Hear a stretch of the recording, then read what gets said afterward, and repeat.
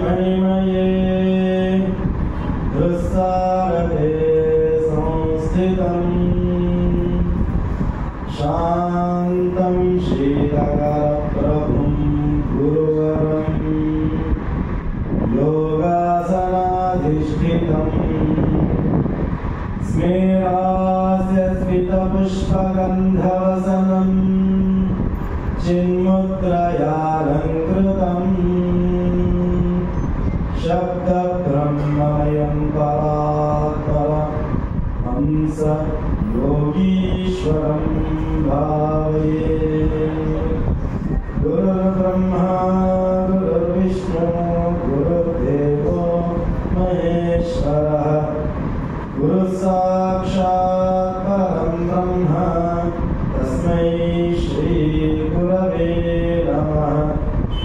श्रुतिस्मृतिपुराणानाम् आलयं करुणालयं नमामि भगवत्पाद शङ्करं लोकशङ्करं सदाशिवसमारम्भां शङ्कराचार्यमध्यमाम् अस्मदाचार्यपर्यन्तां वन्दे गुरुपरम्पराम्।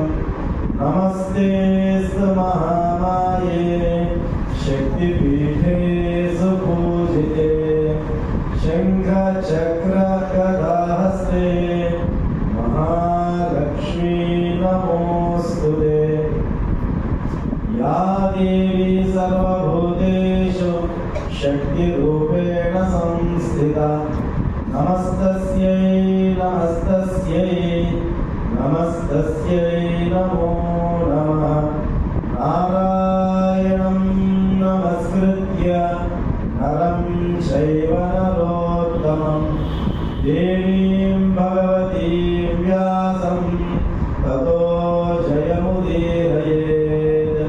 व्यासाय विष्णुरूपाय व्यासरूपाय विष्णवे नमो वै ब्रह्मनिधये वासिष्ठाय नमो नमः। श्रीगुरुभ्यो नमः। శ్రీమాత్రే నమః. ఈరోజు ఆషాఢ శుద్ధ పౌర్ణమి. దీనినే మనము గురు పౌర్ణమిగా పిలుచుకుంటాం. వ్యాస పౌర్ణమిగా కూడా మనం పిలుచుకోవడం జరుగుతుంది. సమాజంలో రెండు రకాలైనటువంటి తెలియక పొరపాట్లు జరుగుతున్నాయి. కొందరు తెలిసి కూడా చేస్తుండవచ్చు. గురు పౌర్ణిమ అనేసరికి అందరికి ఎవరు గుర్తుకు వస్తారండి? గురు పౌర్ణిమ అంటే ఎవరు గుర్తుకు వస్తారు? అందుకే ఎవరు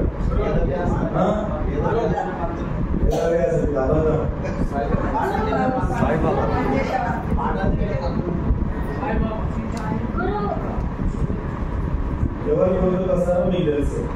నేను మళ్ళీ ప్రత్యేకంగా చెప్పాల్సినటువంటి అవసరం లేదు. ఇది నేను ప్రతి గురు పౌర్ణిమ రోజు చెప్తాను. మీ మనస్సు నొప్పించాలనేటటువంటిది నా అభిమతం కాదు. వేదం చెబుతూ ఉన్నటువంటి దాన్ని నేను మీకు అందరికీ చెప్పే ప్రయత్నం చేస్తున్నాను. మనకు మన సనాతన హిందూ ధర్మం లోపల 33 కోట్ల మంది దేవతలు ఉన్నారు.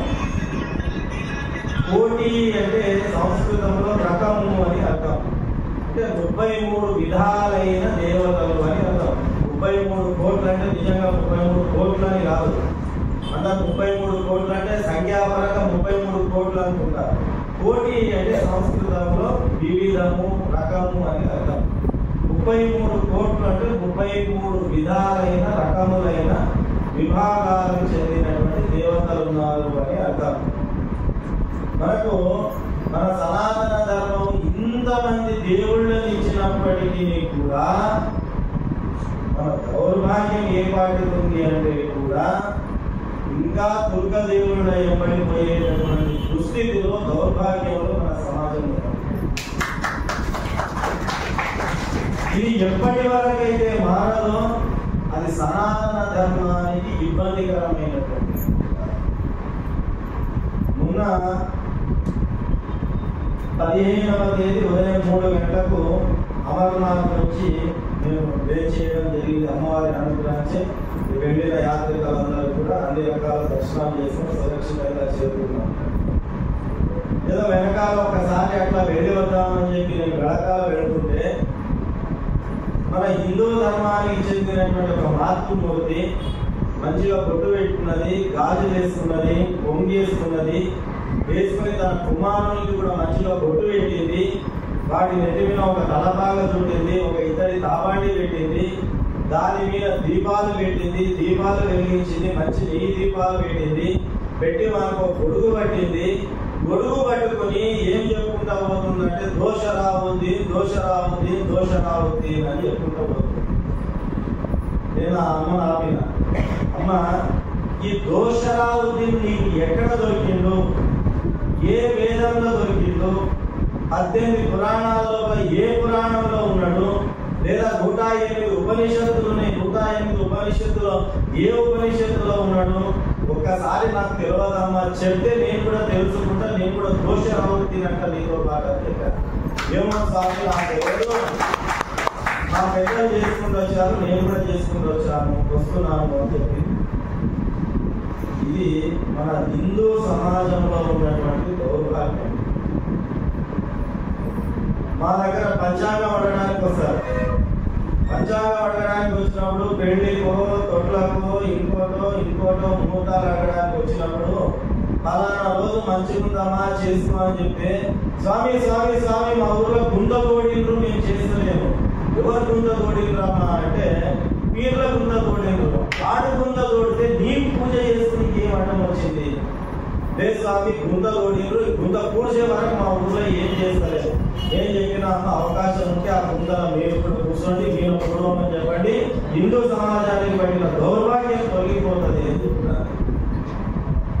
అంటే మనం ఎవరికి పుట్టినామో మనకు తెలియదు, మన వారసత్వం ఏమిటో మనకు తెలియదు, మన వారసత్వ సంపద ఏమిటో మనకు తెలియదు, హిందూ అంటే ఏమిటో తెలియదు, మన హిందూ ధర్మం అంటే ఏమిటో తెలియదు, మన హిందూ ధర్మంలో ఏ ఏ దేవతలు ఉన్నారో తెలియదు, ఏ దేవతలను ఎలా ఆరాధించాలో తెలియదు, మన తాత ముత్తాతలు మన ఇంటి దేవునికి ఎట్లా నడుచుకున్నారో తెలియదు.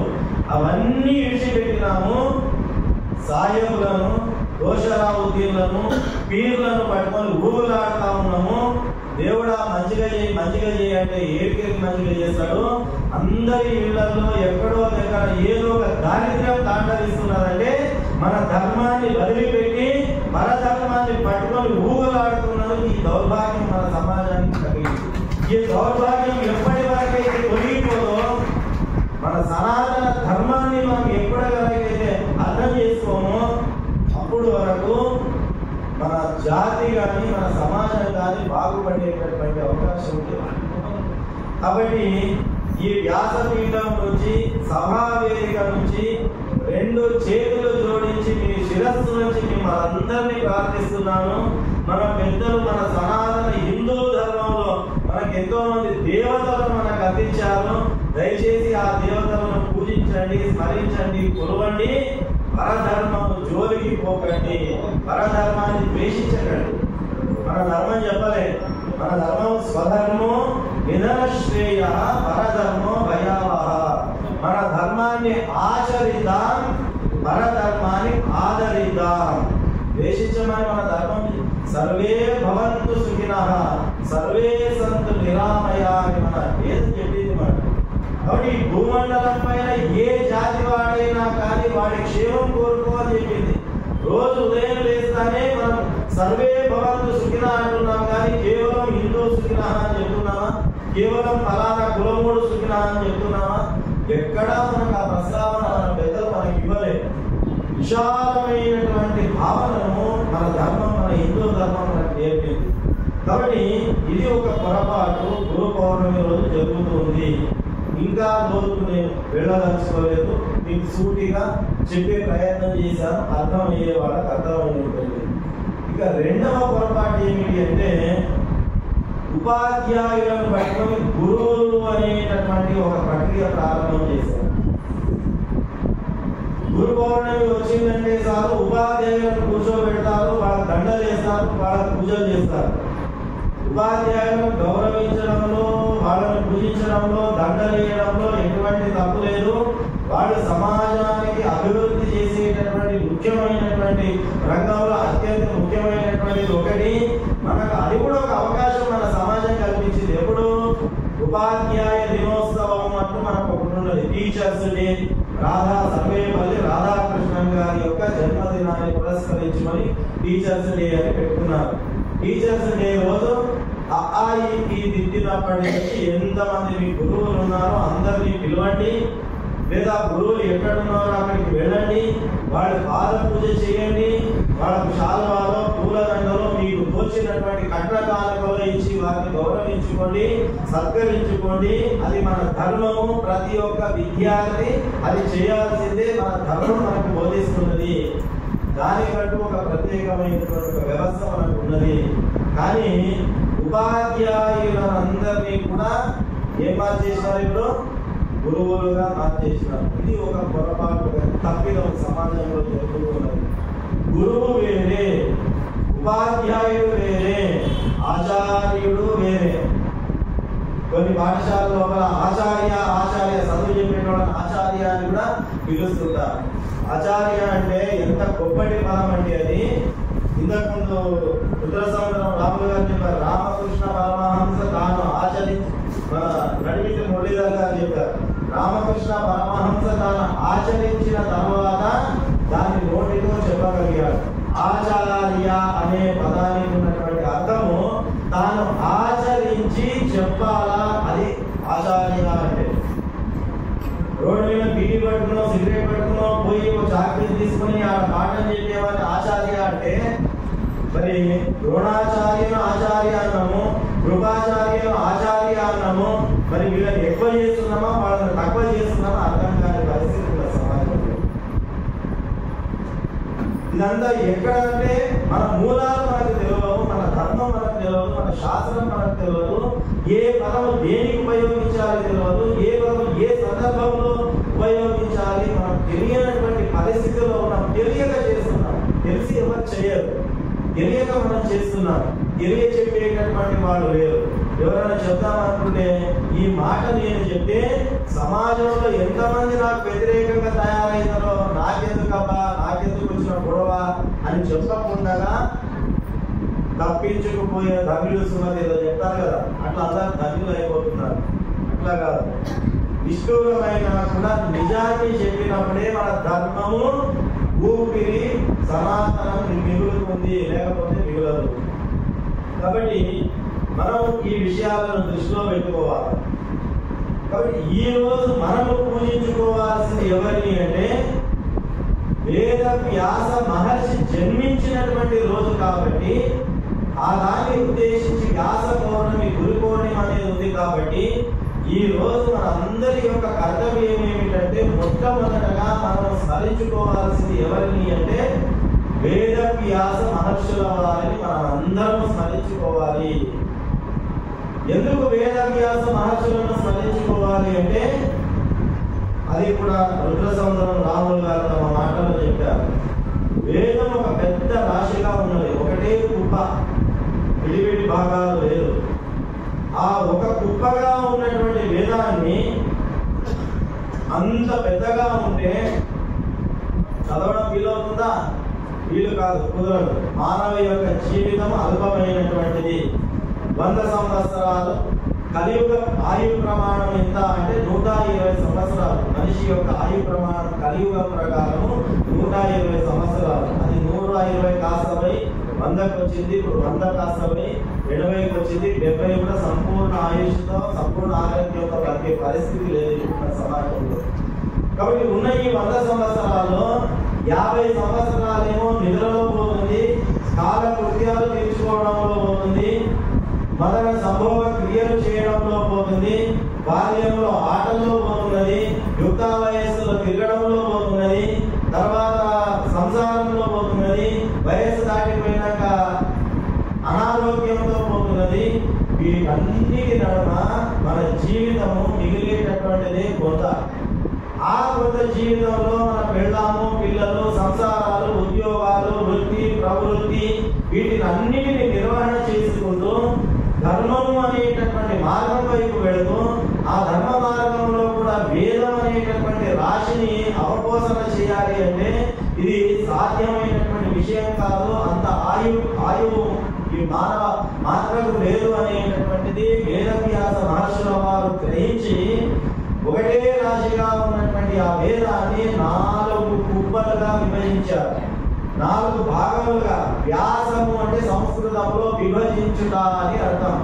వేదాన్ని విభజించినాడు కాబట్టి వారికి వేదవ్యాస అనేటటువంటి పేరు వచ్చింది. వారి యొక్క అసలైన నామం ఏమిటి అంటే కృష్ణద్వైపాయన. వేదవ్యాసుల వారి యొక్క అసలైన పేరు ఏమిటి అంటే కృష్ణద్వైపాయన అనే పేరు. ఆ కృష్ణద్వైపాయన అనేటటువంటి పేరు వేద వ్యాసునిగా ఎందుకు మారింది అంటే ఒక కుప్పగా ఉన్నటువంటి వేద రాశిని ఋగ్వేదము, యజుర్వేదము, సామవేదము, అథర్వణ వేదము అనేటటువంటి 4 భాగములుగా విభజించినారు, వ్యాసం చేశారు. కాబట్టి అప్పటి నుంచి వారికి వేదవ్యాస అనేటటువంటి పేరు వచ్చింది. కాబట్టి వేద వ్యాస అనేటటువంటిది కూడా ఎప్పుడు ఒకరే ఉండరు. ఒక్కొక్క యుగానికి ఒక్కొక్క వేద వ్యాసుడు ఉంటాడు. బ్రహ్మ, మనం ఎప్పుడు ఇదే బ్రహ్మ ఉంటాడు అనుకుంటాం, ఇదే విష్ణు, ఇదే మహేశ్వరుడు ఉంటాడు అనుకుంటాం. కాదు, బ్రహ్మలు ఎంతో మంది ఉన్నారు, విష్ణువులు ఎంతో మంది ఉన్నారు, మహేశ్వరులు ఎంతో మంది ఉన్నారు, వేదవ్యాసులు ఎంతో మంది ఉన్నారు, ఇంద్రులు ఎంతో మంది ఉన్నారు. ఇవన్నీ పదవులు. President, vice president, secretary, general secretary, treasurer అని ఎట్లా అయితే మనకు పోస్టులు ఉన్నాయో సమాజంలో, ఇవన్నీ కూడా వేదంలో సూచింపబడినటువంటి బాధ్యతలు, పోస్టులు. ఇవన్నీ మారుతా ఉంటాయి. ఇప్పుడు రానున్నటువంటి కాలానికి బ్రహ్మగా ఎవరు ఉండబోతున్నారు అంటే ఆంజనేయుడు బ్రహ్మగా బ్రహ్మత్వాన్ని నిర్వహింపబోతున్నాడు. కాబట్టి ఇప్పుడు మన్వంతరం నడిచింది. ఇప్పుడు వైవస్వతుడు ఈ మన్వంతరానికి అధిపతిగా ఉన్నాడు. ఇదే వైవస్వతుడు ప్రతి మన్వంతరానికి ఉండదు, మళ్ళీ ఒక మన్వంతరంలో ఇంకొకరు మారిపోతాడు. కాబట్టి బ్రహ్మ ఇప్పుడు ఉన్నటువంటి బ్రహ్మ వచ్చే యుగంలో వేరే వాడు బ్రహ్మస్థానంలోకి వస్తారు. ఇది మన వేదంలో మనకి అన్ని కూడా తెలియజేశారు. ఆ రకంగా వేదాలను వ్యాసం చేసినందుకు వేద వ్యాస అనేటటువంటి పేరు వచ్చింది. ఈ రోజు మన ధర్మం నిలబడింది అంటే వేదం ఉంది కాబట్టి ధర్మం నిలబడింది. ఆ వేదం అందరికీ చదవడానికి వీలవుతుందా? 4 భాగాలుగా విభజించినటువంటి వేదాన్ని, ఒక్కొక్క వేదాన్ని అధ్యయనం చేయాలి అంటే ఎక్కడికి వెళ్ళాలా? గురుకులానికి వెళ్ళాలా, గురు శుశ్రూష చేయాలా. గురుకులానికి వెళ్ళి తల్లిదండ్రులను వదిలిపెట్టి, సమాజాన్ని వదిలిపెట్టి, బాల్యంలో అనుభవించాల్సినటువంటి ఆనందాలను వదిలిపెట్టి, ఆట పాటలను, క్రీడలను అన్నిటిని పక్కన పెట్టేసి జీవితాన్ని సంపూర్ణంగా త్యాగం చేసి 12 సంవత్సరాల కాలము గురుకులానికి వెళ్ళి ఒక గురువు దగ్గర గురు శుశ్రూష చేసి ఆ విద్యను అభ్యసిస్తే, సరస్వతి జిహ్వ పైన నడియాడితే, ఆ అమ్మవారి వాగ్దేవి శారదాంబ యొక్క అనుగ్రహం ఉంటే తప్ప ఆ వేదం పూర్తి చేయడానికి అవకాశం ఉండదు. అట్లా ఒక్క వేదం పూర్తి చేయడానికి కనీసంలో కనీసం 12 సంవత్సరాల కాలం పడుతుంది. ఎవరికి? బుద్ధి చురుకుగా ఉన్నటువంటి విద్యార్థి కనుక ఉంటే. అటువంటిది 4 వేదాలు చదవాలంటే ఎన్ని సంవత్సరాలు అవుతుందండి? 48 సంవత్సరాలు. ఇప్పుడే చెప్పాను, నిద్రలో ఇంత బాయ్, ఆటలో ఇంత బాయ్, మదన క్రీడలో ఇంత బాయ్, చదువులో ఇంత బాయ్, సంసారంలో ఇంత బాయ్, అనారోగ్యంలో, ఇవన్నీ పోగా ఉన్న 10-15 సంవత్సరాల జీవిత కాలంలో 48 సంవత్సరాలు వెచ్చించడం ఎట్లాగా? 4 వేదాలను సంపూర్ణంగా అవపోసన పట్టడం ఎట్లాగా? ఇది సాధ్యమైన విషయం కాదు అని చెప్పి దూరదృష్టితో ఆలోచించినటువంటి వ్యాస భగవానుల వారు వేదాలను 4 భాగాలుగా విభజించి ఒక్కొక్క వేదానికి ఒక ఋషిని ప్రతినిధిగా పెట్టి, అయ్యా ఈ వేదాన్ని కాపాడాల్సిన బాధ్యత నీదే అని చెప్పి ఒక్కొక్క వేదానికి ఒక్కొక్క ఋషిని అధిపతిగా చేశాడు. ఆ ఋషులు ఆ వేదాలను వల్లె వేశారు, కంఠస్థం చేశారు, పుస్తకం పైన ఆధారపడలేదు. నలంద విశ్వవిద్యాలయం మన భారతదేశంలో భరతమాత గడ్డ పైన నలంద విశ్వవిద్యాలయంలో ఉన్నటువంటి వేదాలు, శాస్త్రాలు, గ్రంథాలు, పురాణాలు, ఇతిహాసాలు, మన వాంగ్మయాలు అవన్నీ కూడా అధర్మీయులందరూ ఒక దగ్గర కుప్పబోసి దానికి మంట పెడితే 3 సంవత్సరాల కాలమైనా కూడా ఆ మంట ఆరిపోలేదంటే ఎంత వాంగ్మయాన్ని విధర్మీయులు నాశనం చేశారని మనం అర్థం చేసుకోవచ్చు. ఆ నాశనం చేసినటువంటి ఎవడు మంటల్లో పెట్టి ఇంట్లో పెట్టినప్పటికీ కూడా ఈ రోజుకి కూడా మన వేదం మిగిలింది, మన శాస్త్రం మిగిలింది, మన పురాణం మిగిలింది, మన ఇతిహాసం మిగిలింది. మంత్రాలు వల్లే వేస్తున్నామంటే ఆ ఋషులు గ్రంథం పైన కాదు సరస్వతి పైన నమ్మకం పెట్టుకున్నారు, కంఠస్థం చేశారు, వల్లే పెట్టారు. కాబట్టి ఎన్ని గ్రంథాలు బసిపూసి ఇంట్లో పెట్టినప్పటికీ కూడా ఒక ఋషి నుంచి ఇంకొక ఋషి, ఒక ఋషి నుంచి ఇంకొక శిష్యుడు, ఒక శిష్యుడు నుంచి ఇంకొక శిష్యుడు, ఒక శిష్యుడు నుంచి ఇంకొక శిష్యుడు, ఈ పరంపర కొనసాగుతూ వస్తూ మన వాంగ్మయాన్ని, మన సనాతన ధర్మంలో మన ఋషులు మునులు కాపాడి మనకు అందించడం జరిగింది. అట్లా వేదాలు 4 భాగాలు చేశాడు. చేసి అమ్మో ఒక వేదం చదవడానికి 12 సంవత్సరాలు వెచ్చించడం కష్టం అని చెప్పి ఏం చేశారు వేదవ్యాస మహర్షుల వారు ఆ 4 వేదాల సారాన్ని 108 ఉపనిషత్తులుగా విభజన చేసి మనకు అందించారు. ముండకోపనిషత్తు, మాండవ్యోపనిషత్తు, ఈ రకంగా చెబుతూ పోతే శ్వేతాశ్వతోపరి ఉపనిషత్తు, శిక్షావళి, బ్రహ్మానందవల్లి, ఈ రకంగా మొత్తం 108 ఉపనిషత్తులను ఆ 4 వేదాలను 108 భాగాలుగా చేసి ఉపనిషత్తులు అని అందించారు. ఈ 108 ఉపనిషత్తుల్లో ఉన్న సారము కూడా అర్థం చేసుకోవడానికి ఇబ్బంది అవుతుంది, ఆయు ప్రమాణం కూడా సహకరించదని గ్రహించిన వేదవ్యాసుల వారు ఆ 108 ఉపనిషత్తులను మళ్ళీ 108 సూక్ష్మ భాగాలుగా చేసి ఉపోపనిషత్తులు అని మనకు అందించారు. 108 ఉపనిషత్తులు, 108 ఉపోపనిషత్తులు. ఆ 108 ఉపనిషత్తులు చదవడం చేత కాదు, 108 ఉపోపనిషత్తులను కూడా అవపోసన పట్టడం కాదు, కష్టమవుతుంది అని మన పైన దయ తలిచి, జాలి తలిచి వేదవ్యాస మహర్షుల వారు ఆ 108 ఉపనిషత్తులు, 108 ఉపోపనిషత్తులో ఉన్న సారాన్ని అష్టాదశ పురాణాలుగా 18కి కుదించినారు. 18కి కుదించి అష్టాదశ పురాణాలుగా మనకు అందించారు. వామన పురాణము, శివ పురాణము, లింగ పురాణము, నరసింహ పురాణము, అగ్ని పురాణము, వాయు పురాణము, ఈ రకంగా మొత్తం దేవి మహాభారతం మొత్తం 18 పురాణాలను అందించారు. ఈ 18 పురాణాల్లో కూడా ఒక్కొక్క పురాణంలో 20,000, 30,000 శ్లోకాలు ఉన్నాయి. కాబట్టి 20,000, 30,000 ఈ సంస్కృత శ్లోకాలను వీళ్ళు చదవడం ఇప్పుడు, అర్థం చేసుకోవడం ఇప్పుడు, అవబోధన పట్టడం ఇప్పుడు, ధర్మాన్ని నిలబెట్టడం ఇప్పుడు, ధర్మం గురించి తెలుసుకోవడం ఇప్పుడు, ఇది కూడా కష్టమైనటువంటిది అని చెప్పి ఆ 18 పురాణాలను ఇంకా సూక్ష్మీకరణ చేసి ఉపోప పురాణాలు 18 ఉప పురాణాలను మనకు అందించారు. ఆ 18 ఉప పురాణాలు కూడా చదవలేనటువంటి పరిస్థితి ఈ మానవులకు ఉన్నదని గ్రహించి వాటిని మనకు వాంగ్మయాలుగా రామాయణ, మహాభారత, భాగవత, భగవద్గీతలుగా మనకు వీటిని మన యొక్క పురాణ వాంగ్మయాలుగా మనకు అందించడం జరిగింది. అయినప్పటికీ కూడా రామాయణం మొత్తం చదివినటువంటి హిందువు ఎవరు చేతులు లేపండి, మహాభారతం మొత్తం చదివిన హిందువు ఎవరు చేతులు లేపండి, భగవద్గీత మొత్తం చదివిన హిందువు ఎవరు చేతులు లేపండి, మహాభాగవతాన్ని మొత్తం చదివిన హిందువు ఎవరు చేతులు లేపండి. పోనీ భగవద్గీతలో మొత్తం 700 శ్లోకాలు ఉన్నాయి. 700 శ్లోకాలు ఒక పుస్తకం పట్టుకొని ఒక పూట నేను కూర్చొని మొత్తం 700 శ్లోకాలు చదివిన అనేటటువంటి వాళ్ళు లేపండి అంటే అందరం 2 చేతులు కొంచెం గట్టిగా చేసుకుంటారు. అంటే మన పరిస్థితిని వేదవ్యాసుల వారు ఎంత దూరదృష్టితో ఆలోచిస్తే సూక్ష్మీకరించి సూక్ష్మీకరించి సూక్ష్మీకరించి సూక్ష్మీకరించి సూక్ష్మీకరించి అన్ని మనకి ఇచ్చాడు. ఇచ్చి ఇక లాస్ట్కు ఒక భక్తుడు వచ్చాడంట, స్వామి ఇన్ని ఇచ్చినా కూడా మన నుంచి చేతగాని పని, ఇంకా షార్ట్ కట్. ఎందుకంటే మనం అన్ని కూడా ఇప్పుడు ఫాస్ట్ ఫుడ్, ఫాస్ట్ కల్చరు, ఉద్గం ఫాస్ట్, శ్రావణం ఫాస్ట్, అన్ని ఫాస్ట్, పెళ్లి ఫాస్ట్, విడాకులు ఫాస్ట్, అన్ని ఫాస్ట్ ఫాస్ట్ కల్చర్లో. కాబట్టి భక్తుడు అయినాడు, స్వామి వేదవ్యాస మహర్షి ఇది మాకు కుదరని పని, ఇవన్నీ పోసి ఒక్క మాటలో చెప్పాయా నీకు పుణ్యం వస్తుంది అంటే అప్పుడు వేదవ్యాసుల వారు చెప్పారు, అయ్యా మిమ్మల్ని చూస్తే చాలా దయ తెలుస్తుంది, నాకు చాలా సరే అని చెప్పి ఒక మాట చెప్పారు. ఏమని చెప్పారు? పరోపకారాయ పుణ్యాయ పాపాయ పరపీడనం. అయ్యా మీరు జీవితంలో ఈ రెండు పదాలు గుర్తు పెట్టుకోండి చాలు. మొత్తం వేదాల రాశి, అష్టాదశ పురాణాలు, 108 ఉపనిషత్తులు, 108 ఉపోపనిషత్తులు, 18 పురాణాలు, 18 ఉప పురాణాలు, రామాయణ, మహాభారత, భాగవత, భగవద్గీత, వీటన్నిటిని మొత్తం గ్రైండర్లో వేసి జ్యూస్ చేసి ఒక గ్లాసులో వేసి మిగిలేది ఇదేనయ్యా.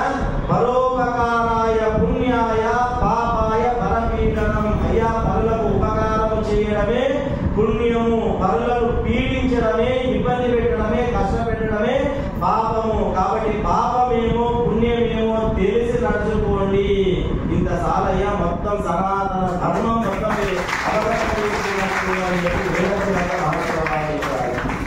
కాబట్టి వేదం ఏం చెప్తుందంటే వ్యాసోచ్ఛిష్టం జగత్ సర్వం. ఉచ్ఛిష్టము అంటే ఎంగిలి అని అర్థం.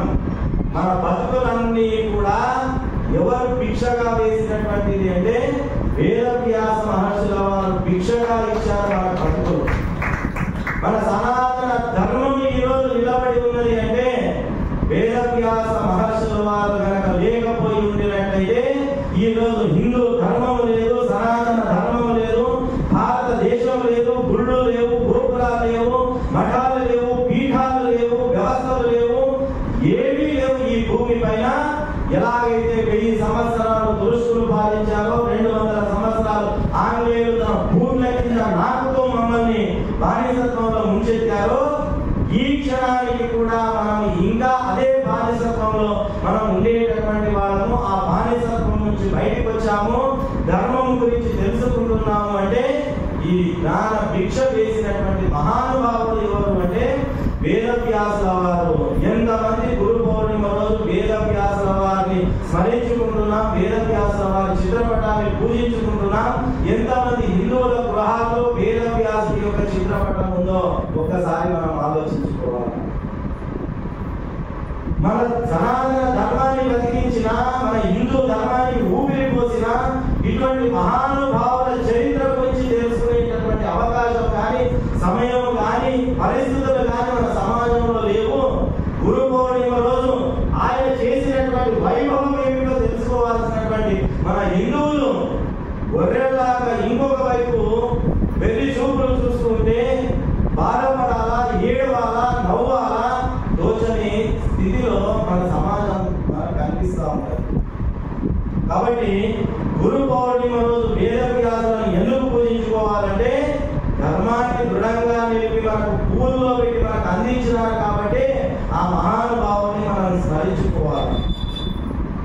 మరి వేదవ్యాసుల తర్వాత మళ్ళీ మన ధర్మము నాశనమయ్యేటటువంటి పరిస్థితి వచ్చింది.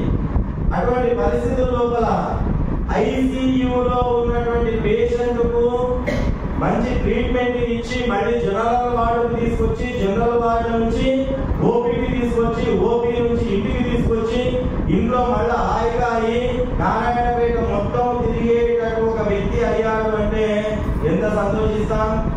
హిందూ ధర్మం కూడా ఐసీయూలో ఉన్న స్టేజ్ లో, హిందూ ధర్మం కూడా కుణ ఊపిరితో ఉన్నటువంటి పరిస్థితుల్లో ఆ కుణ ఊపిరితో ఉన్నటువంటి ధర్మాన్ని కాపాడడానికి అపర శంకర శంకర శంకర సాక్షాత్ ఆ సాక్షాత్ ఆ పరమేశ్వరుడే జగద్గురు ఆది శంకరాచార్య రూపంలో వచ్చి కేవలం 32 సంవత్సరాలు మాత్రమే జీవించి ఈ భారతదేశం మొత్తం కూడా 4 సార్లు కాలినడకన తిరిగి 4 మూలల్లో 4 పీఠాలు స్థాపించి అయ్యా ధర్మాన్ని బతికించండి, ఇది మన ధర్మము, ఇది మన గొప్పతనం, ఇది మన దేవుళ్ళు అని చెప్పి మనందరికీ కూడా వేళ్ళు తట్టి నిద్ర లేపి మన ధర్మము గురించి మనకు జ్ఞాన భిక్ష పెట్టి హిందూ ధర్మానికి ఊపిరి పోసినటువంటి మరో మహనీయుడు వ్యాస మహర్షి తర్వాత ఎవరు అంటే జగద్గురు ఆదిశంకరాచార్యుల వారు. జగద్గురు ఆదిశంకరాచార్యుల జయంతిని మనం ఎంతమంది జరుపుకుంటున్నాం? జగద్గురు ఆదిశంకరాచార్యుల గురించి మనకు ఎంతమందికి తెలుసు? ఈ ఫోటోలు ఉండవు, ఈ చరిత్రలు తెలియవు. ఇంకొక వైపు మనం పట్టాం. మనల్ని కాపాడే వాడికి ఎవరు ఉంటారు? ఒక్కసారి మీరు అందరూ ఆలోచించండి. మన ధర్మం మిగిలాలి అంటే వేదవ్యాసుల వారు ప్రచారం కావాలి సమాజంలో. మన ధర్మం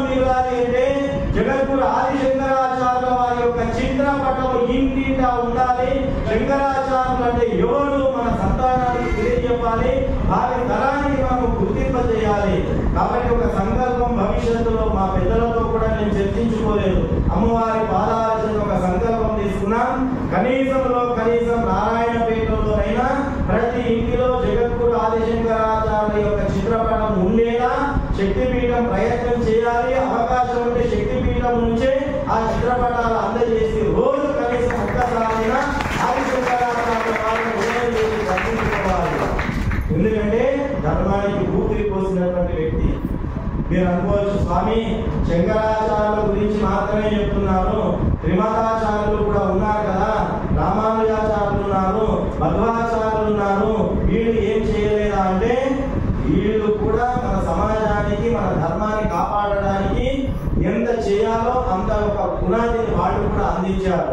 కానీ ఒకటి మనం గుర్తుపెట్టుకోవాలా, మన తాత ఏదో ఒక ప్లాట్ ఇచ్చింది కాబట్టి ఆ ప్లాట్ లో మనం 3 అంతస్తుల బిల్డింగ్ కట్టుకొని రంగులద్ది రకరకాల వ్యవస్థలు అందులో చేసుకున్నాము. ఇప్పుడు 3 అంతస్తుల బిల్డింగ్ నేనే కట్టుకున్నానంటే నీవే కట్టుకున్నావు ఆయన.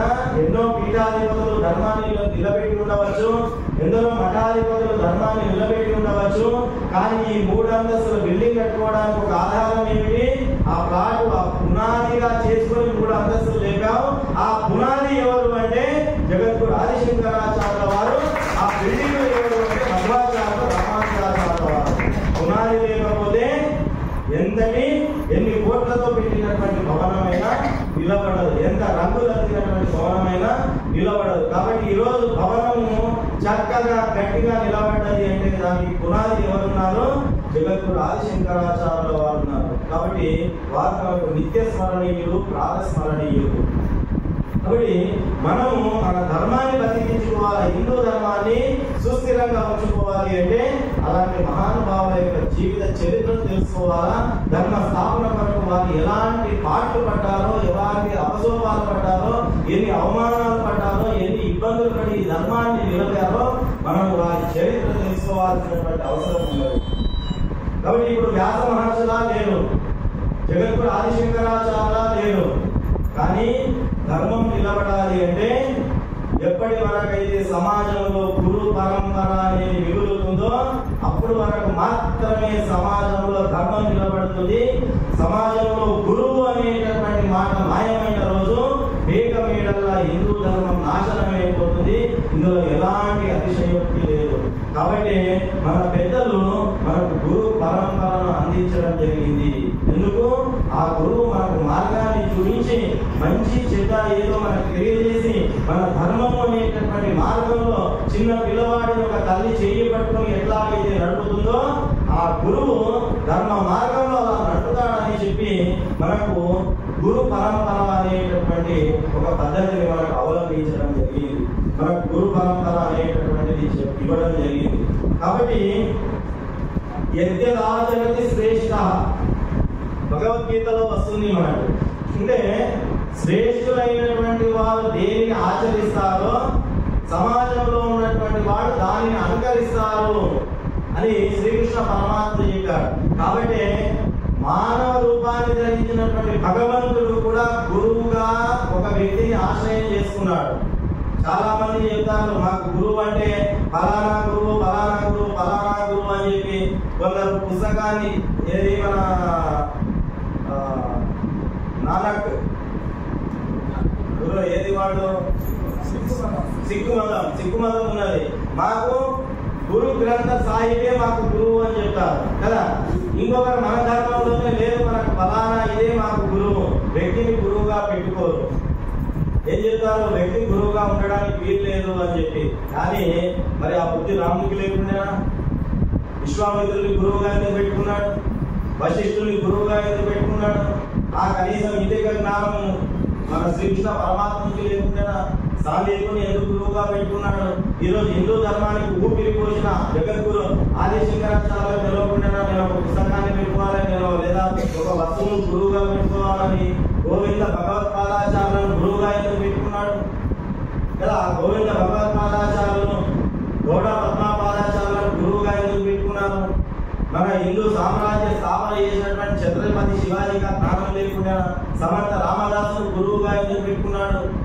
ఈరోజు దేశాన్ని నడుపుతున్నటువంటి మనము కర్మయోగి అని చెప్పుకునేటటువంటి నరేంద్ర మోడీకి జ్ఞానం లేదా? దయానంద సరస్వతి గురువుగా ఎందుకు తీసుకున్నాడు? ఈ దయానంద సరస్వతి కాదు, ఇంకో దయానంద ఋషికేశ్లో ఉన్నాడు. కాబట్టి మన వేదం ఏం చెప్తుంది?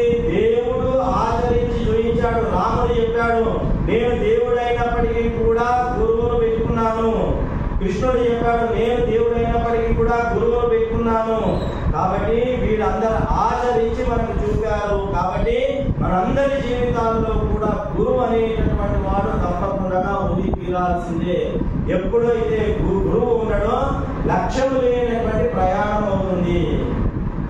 మనము ఏ ఊరికి తెలవాలో, ఏ ఊరికి పోవాలో తెలియకుండా ఏదో ఒక బస్సులో కూర్చుని ఎలా ఎన్ని రోజులు తిరిగినా ముట్టగా తిరుగుతూ ఉంటాం, కళ్ళకు గంతలు కట్టుకున్నట్టుగా. కాబట్టి మనం లక్ష్యం చేయాలి అంటే మనం చేస్తున్నటువంటి స్పృహ మనకు ఉండాలి. ఆ స్పృహను కలిగించేటటువంటి వాడే గురువు. ఈ గురువును ఆశ్రయించాలి అని చెప్పి శ్రీకృష్ణ పరమాత్ముడు స్వయంగా చెప్పాడు. ఇది కూడా భగవద్గీతలో మనకు వస్తుంది. ఏమని? తద్విద్ధి ప్రణిపాతేన పరిప్రశ్నేన సేవయ ఉపదేశంతి తే జ్ఞానం జ్ఞానినః తత్వదర్శినః అని చెప్పి భగవద్గీతలో మనకు వస్తుంది. ఏమని వస్తుంది? మొట్టమొదటిది తద్విద్ధి. తత్ అంటే అది, అదేమి? జ్ఞానము అని అర్థం. బ్రహ్మ జ్ఞానము, బ్రహ్మ పదార్థము. తత్ విద్ధి తెలుసుకోవడము. ఆ జ్ఞానాన్ని తెలుసుకోవాలి. తత్ విద్ధి ఎలా తెలుసుకోవాలి? ప్రణిపాతేన. ప్రణిపాతేన అంటే సాష్టాంగ నమస్కారం వేయాల. ఊగా దొరకదు జ్ఞానం నీకు. ఏం చేయాలా? సాష్టాంగ ప్రణామాలు ఆచరించాల. ప్రణిపాతేన పరిప్రశ్నేన. పరిప్రశ్నేన అంటే అనుకువగా వినయపూర్వకంగా ప్రశ్నించుట. ఆ స్వామి నాకు భగవద్గీతలో ఇది తెలియదు చెప్పు, ఇట్లా కాదు. భగవద్గీతలో శ్రీకృష్ణుడు ఏం చెప్పాడు?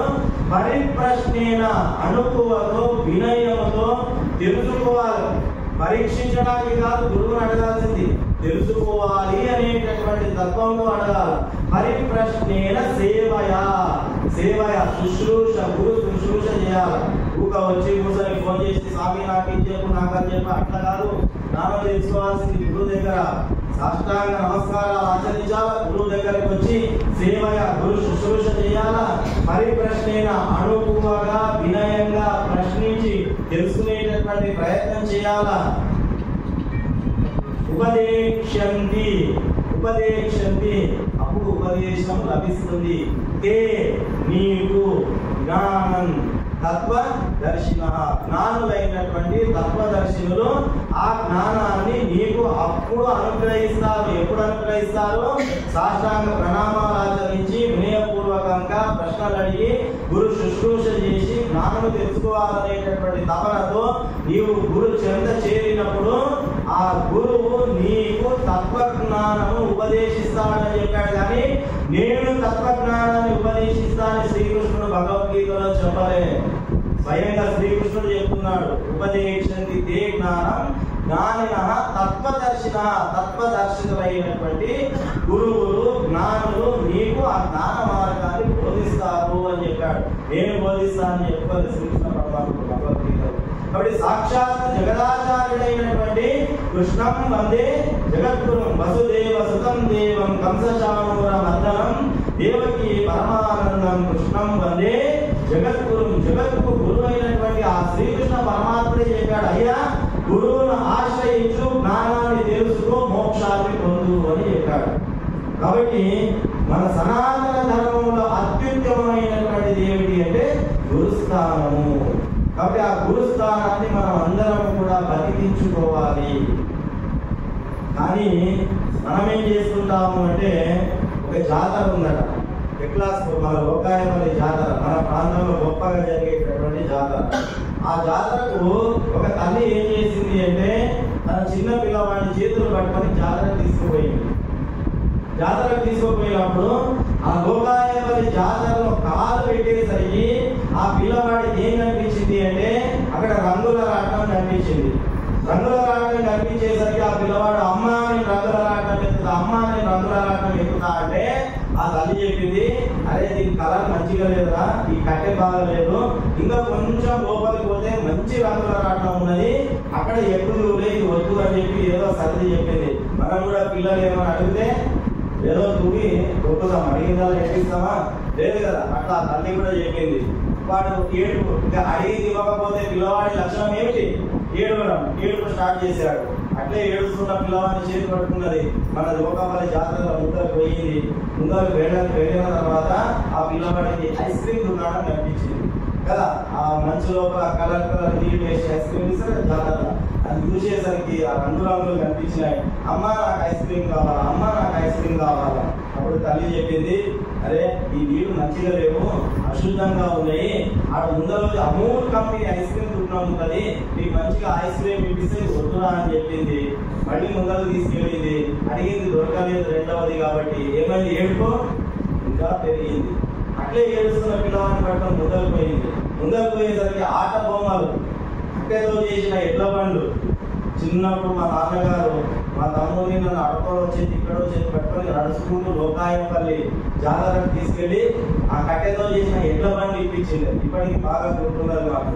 అట్లా ఆ కట్టెతో చేసిన ఎడ్ల బండ్లు, కారు, జీపులో, మోటార్లో, మీన్ మోటార్లో ఏదో బొమ్మలు కనిపించినాయి. ఆ పిల్లవాడి దృష్టి ఆట బొమ్మల మీద పడ్డది. అమ్మ అమ్మ అమ్మ నాకు మీన్ మోటార్ కావాలి, మీన్ మోటార్ కావాలి. మీన్ మోటార్ ఉంటుందా, కింది మోటార్ ఉందో, ఇవి మంచిగా లేవు, ఇది ఊక కుంచి ఇచ్చినంతసేపు పనిచేస్తుంది, తర్వాత పనిచేయదు, ఇంకా ముందరికి పోతే ఫస్ట్ క్లాస్ ఆట బొమ్మ అనేది నీకు ఇప్పిస్తా అని చెప్పింది. ఇప్పుడు ఏమైంది? అడిగింది, ఇప్పుడు కూడా దొరకలే. మళ్ళీ ఏమైంది? మళ్ళా ఏడుపు ఎక్కువైపోయింది. ఆ లోపలికి పోయేసరికి విపరీతమైన జనాలు వచ్చినారు మన లోకాయపల్లి జాతరలో. ఆ తోపులాటలో తల్లి పిల్లవాడు ఇద్దరు కూడా వేరుపడిపోయినారు. పిల్లవాడు తప్పిపోయినాడు. పిల్లవాడిని వెతుక్కుంటూ తల్లి పక్కకు అయిపోయింది. తల్లి తప్పిపోయినందుకు పిల్లవాడు ఏడుస్తున్నాడు. కొడుకు తప్పిపోయినందుకు తల్లి ఏడుస్తున్నది. వాడు అక్కడ ఏడుస్తున్నా ఎక్కడో తిరుగుతున్నాడు, ఈమె ఇక్కడ ఏడుస్తున్నా ఎక్కడో తిరుగుతున్నది. అప్పుడు ఆ పిల్లవాడు ఏడవడం చూసి ఒక పెద్ద మనిషి వచ్చాడు. ఆ పిల్లవాడిని ఎత్తుకుని, అరే నాయన ఏడవకరా అంటే వాడు ఎంతసేపు ఏడుపు మానవాడు. ఆ తాత ఎత్తుకున్నాక ఇంకా ఏడుపు ఎక్కువైంది కదా. మన పిల్లల్ని వేరేవాళ్ళు ఎవరైనా ఎత్తుకుంటే ఏడ్చేటప్పుడు ఏం చేస్తాడు? ఫుల్ రేస్ చేస్తాడు కదా. అట్లా ఇంకా ఏడుపు ఎక్కువైంది.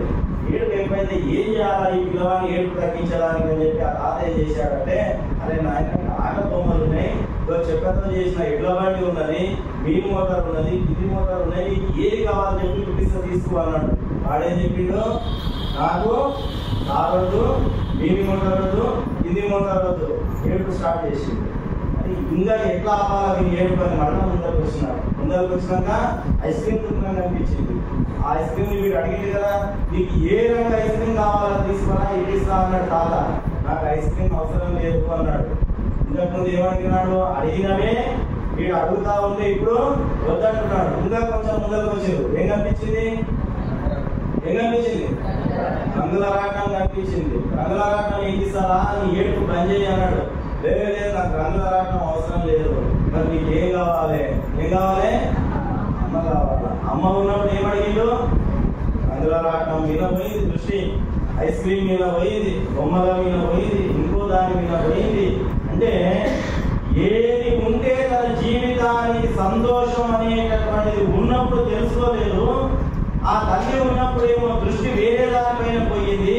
అవి వేరేవి ఇప్పుడు ఇస్తా అంటే వద్దు, సంతోషం నాకు ఐస్ క్రీమ్ లో లేదు, రంగుల రాటంలో లేదు, మీని ముట్టలో లేదు. నా సంతోషం ఎవరి దగ్గర ఉన్నది? నా తల్లి దగ్గరనే ఉన్నది. నాకు ఇవన్నీ అవసరం లేదు, తల్లి కావాలి అని చెప్పి వాడు మానం పెడుతున్నాడు. మనందరం కూడా ఆ జాతరలో ఉన్నటువంటి బాలుని యొక్క మనస్థితిలో మనం ఉన్నాము. మన గురువు మన చెంతనే ఉంటాడు. ఆ గురువు యొక్క గొప్పతాన్ని మనం తెలుసుకోము.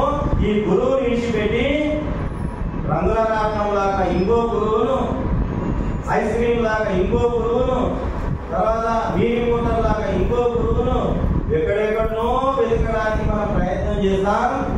దగ్గర ఉన్నప్పుడు విలువ తెలుసుకోము.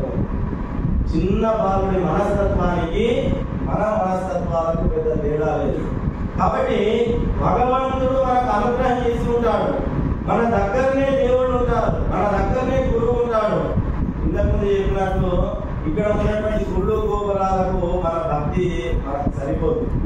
మన భక్తి ఎంత పరాకాష్ఠ చేరింది అంటే లోకాయపల్లి లక్ష్మమ్మ దగ్గరికి పోయి అమ్మ నా కొడుకుకి ఎంబీబీఎస్ సీటు రావాలి అంటే అనుకున్న వెంబడి ఎంబీబీఎస్ సీట్ వచ్చిందంటే లోకాయపల్లి లక్ష్మమ్మకు పవర్ ఉన్నట్ల ఈ కొడుకుకి ఎంబీబీఎస్ సీట్ రాలేదంటే లోకాయపల్లి లక్ష్మమ్మ దండిగా ఎంత అడుగుకున్నా సీట్ రాకపోయా. లేదు పక్కన సత్యనారాయణ గుడికి పోయినాం, అమ్మ నా బిడ్డకు మంచి మొగుడు దొరకాల, తొందరగా పెళ్లి కావాలా అని సత్యనారాయణ స్వామికి మొక్కుకున్నాం అనుకో, ఒక రోజుకో 2 రోజులకు 3 రోజులకు పెళ్లి గట్ట అయితేనేమో సత్యనారాయణ స్వామి పవర్ఫుల్, లేకుంటే సత్యనారాయణ స్వామి దండగా. అంటే మన మానసిక స్థితి ఏ పరాకాష్ఠ చేరింది అంటే భగవంతుడు కూడా కోరికలు తీర్చే యంత్రాలుగా మనకు కనిపిస్తున్నారు. కాబట్టి జీవితంలో ప్రతి వ్యక్తి కూడా సుఖము కావాలి, దుఃఖము వద్దు అనుకుంటున్నాడు, ఆస్తులు కావాలి, అప్పులు వద్దు అనుకుంటున్నాడు. కానీ ఆ సుఖము పొందడానికి ఏమి చేయాలో అర్థం కావడం లేదు. ఆ ఆస్తులు పొందాలి అంటే ఎవరి అనుగ్రహం కావాలో తెలుసుకోలేకపోతున్నాడు. అవి తీరు చెప్పడానికి ఎవరు అవసరము? గురువు అనేటటువంటి వాడు అవసరం. కాబట్టి మనమందరము కూడా మన సనాతన ధర్మము లోపల గురువును అంటి పెట్టుకొని ఉండాలి. ఆ గురువు అనుకుంటే ఏ అనుగ్రహాలైనా చేయగల సమర్థుడు. ఇంతకు ముందు సందర్భాల్లో నేను చెప్పాను, గురువుకు ఉన్నటువంటి శక్తి. మనకు తావేలు ఉంటుంది, తావేలు తను పిల్లల్ని కనాలనుకున్నప్పుడు, గుడ్లు పెట్టాలనుకున్నప్పుడు నీళ్ళలో ఉన్నటువంటి తావేలు సముద్ర తీరంలో కాస్త బయటికి నడుచుకుంటూ వచ్చి ఎక్కడైతే ఇసుక ఉంటుందో ఆ ఇసుకను తవ్వి గుడ్లు పెట్టి మళ్ళీ తన కాళ్లతోనే ఆ ఇసుకను మొత్తం కూడా మూసేసి మళ్ళీ సముద్ర గర్భంలోకి వెళ్ళిపోతుంది. తను గుడ్లు పెట్టినటువంటి విషయం మర్చిపోతుంది.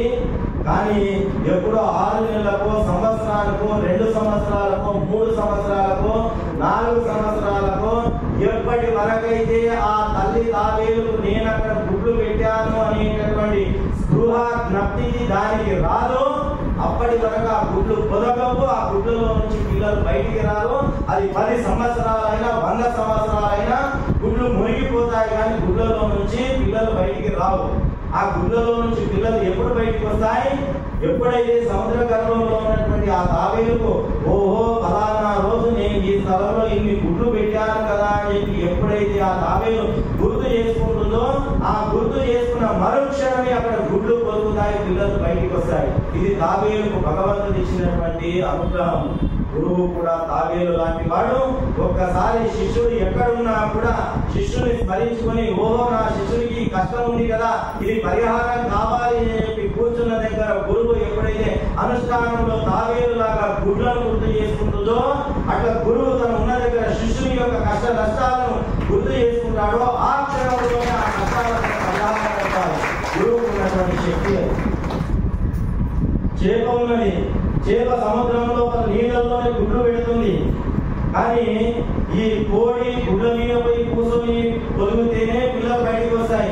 చేపకట్లా కాదు, తాను గుడ్లు పెట్టిన తర్వాత తన గుడ్డు ఎదురుగా నిలబడి తదేకంగా కను రెప్పలార్చకుండా, తన దృష్టిని పక్కకు మరల్చకుండా తాను పెట్టిన గుడ్ల వైపే దీర్ఘంగా తదేకంగా చూస్తూ ఉంటేనే వెంబడి ఆ గుడ్లు పొదుగుతాయి, పిల్ల చేపలు బయటకు వస్తాయి. గురువు అనేటటువంటి వాడు కూడా శిష్యుడి కళ్ళల్లో కళ్ళు పెట్టి చూసి అనుగ్రహించినటువంటి ఆ సందర్భంలోనే, ఆ సమయంలోనే ఆ శిష్యుడి యొక్క కష్ట నష్టాలన్నీ కూడా పటాపంచలైపోతాయి. ఒక మామూలు చేపకున్నటువంటి శక్తి గురువుకుండదా?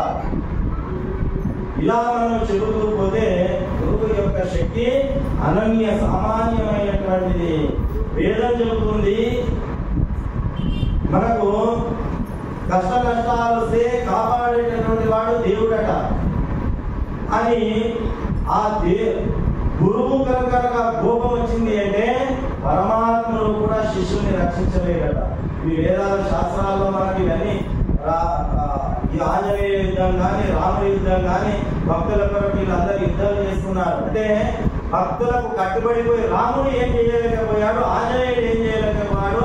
భక్త పరాధీనుడు భగవంతుడు భక్త పరాధీనుడు, స్వయం ప్రతిపత్తి లేదు. భగవంతుని ఆధీనంలో, భక్తుని యొక్క ఆధీనంలో భగవంతుడు ఉంటాడు. ఏ భక్తుని ఆధీనంలో?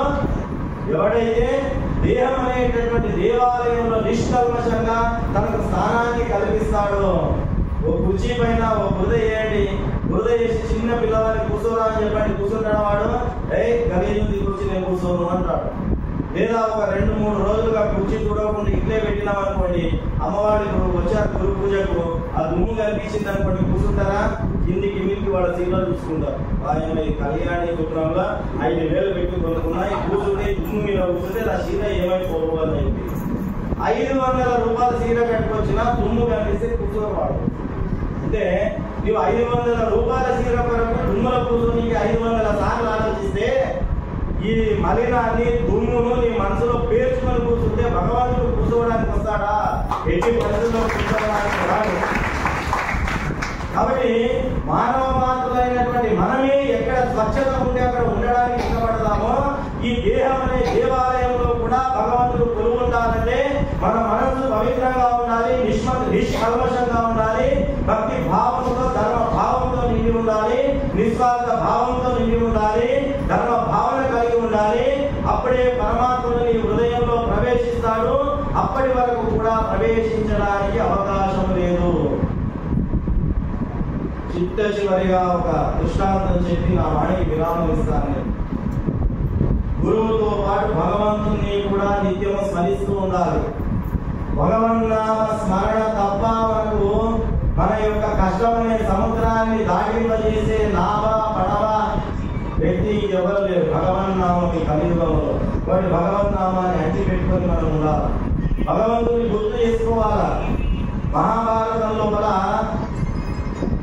యుధిష్ఠిరుడు పాచికలాట ప్రారంభం చేస్తాడు. పాచికలాట ప్రారంభం చేసి తన 4 తమ్ముళ్ళను నొక్కి పెడతాడు, భార్యను నొక్కి పెడతాడు, ఆస్తి అంతస్తులను నొక్కి పెడతాడు, అన్నింటిని నొక్కి పెడతాడు, ఓడిపోతాడు.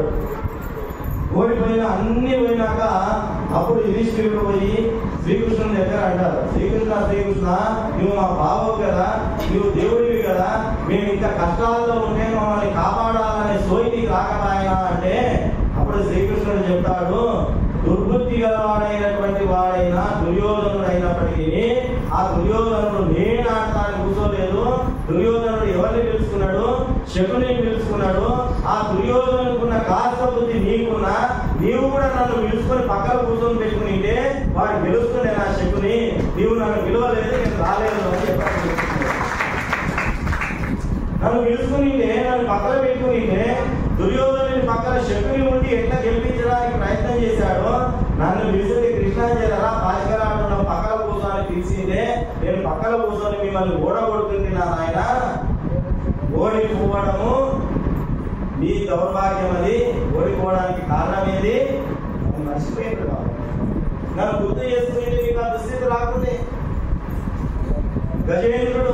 గజేంద్ర మోక్షం మనం విన్నాం. ముసలి నోటిలో నుంచి ఆ ఏనుగు కాలును బయటికి తీసుకురావడానికి ముసలి ఆ ఏనుగుకు యుద్ధం జరిగింది. ఎన్ని రోజులు యుద్ధం జరిగింది తెలుసా? భాగవతంలో ఉన్నది 1000 సంవత్సరాల యుద్ధం జరిగింది. ఎన్ని సంవత్సరాలు? 1000 సంవత్సరాలు. ఆ ఏనుగు ముసలి నోట్లో ఉన్న తన కాలును బయటికి తీసుకోవడానికి ఆ ముసలి దగ్గర గింజులాడిన కాలం మీద 1000 సంవత్సరాలు. ఆ ఏనుగు అనుకున్నది, నేను అట్టాకట్టా ఉన్నా ఏనుగును శక్తిశాలిని ఈ చిన్న మొసల్లో కాలు ఎక్కువ తీసుకుని ఇంకా నాకు శాత కదా అని చెప్పి తన శక్తి పైన అహంకారంతో అది 1000 సంవత్సరాలు పోరాడింది. 1000 సంవత్సరాలు అయ్యాక అప్పుడు ఏనుగు గుర్తొచ్చింది, ఏమని? ఇది నా నుంచి శాత కాదు, నన్ను ఎవరు కాపాడాలా?